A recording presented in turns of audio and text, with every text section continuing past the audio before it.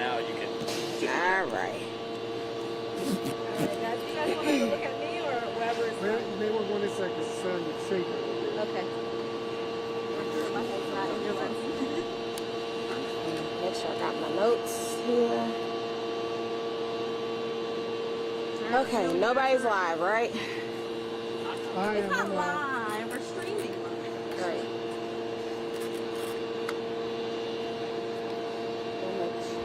Wait till everyone's already.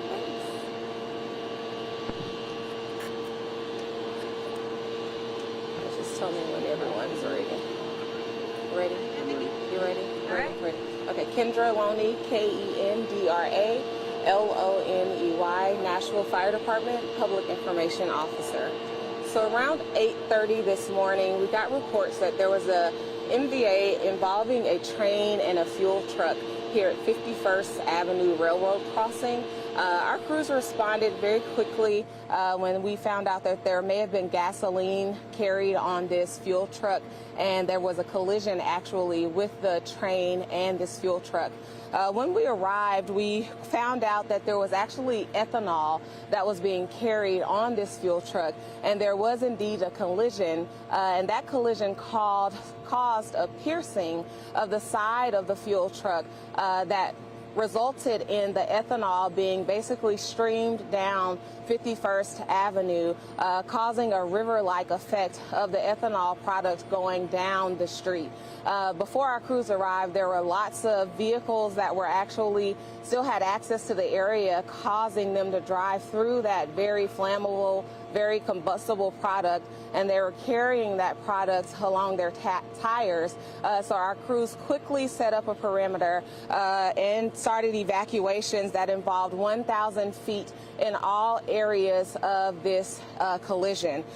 We did evacuate several businesses and several homes and residents in this area because ethanol, as I stated, is very flammable and combustible. As temperatures start to rise in the day, the ethanol product also becomes more dangerous because heat allows it to become more flammable. If a spark is in that area, it can cause a fire. Those fires can become corrosive and carry vapors, and those vapors will travel in the air, which makes it very dangerous. If ethanol comes in contact with a person, it becomes dangerous and an irritant to their skin or to their eyes. So we wanted to make sure that people in the area that may not know what was going on were safe, and we quickly started those evacuation processes. What we were able to recover is 5,000 gallons of ethanol off of the tanker, the fuel truck that was impacted. I don't have an exact number of how many gallons got onto the ground or how many gallons were spilled. We are working to recover that information.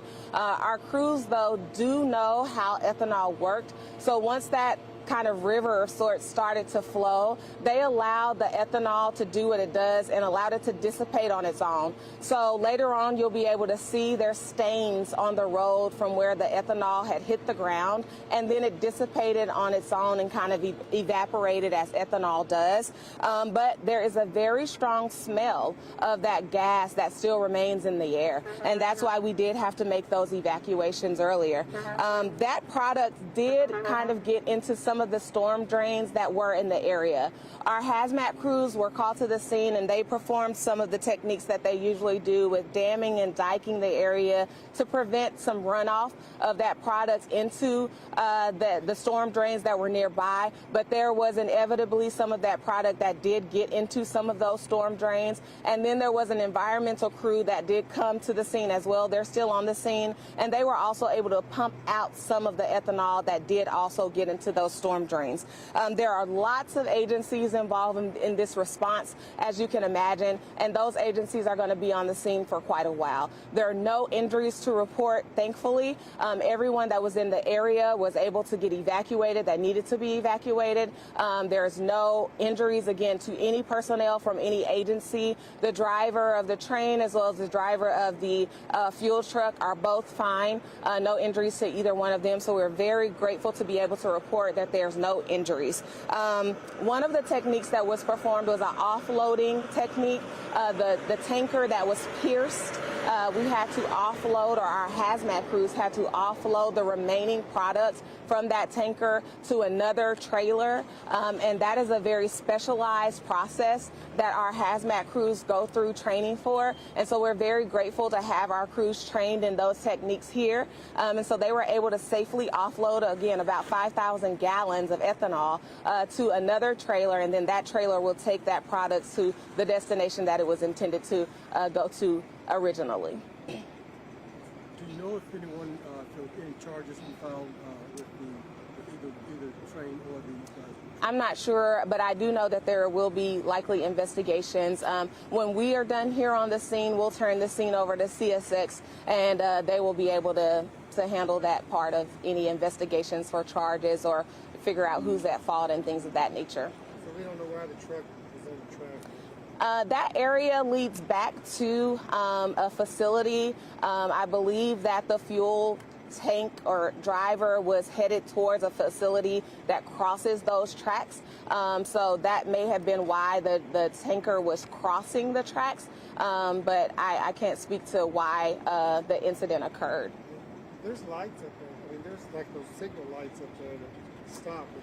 I believe there are some railroad crossing warning signs and things of that nature, but I'm sure there will be a full investigation by CSX and other agencies involved as to the cause of the accident and how it can be prevented in the future.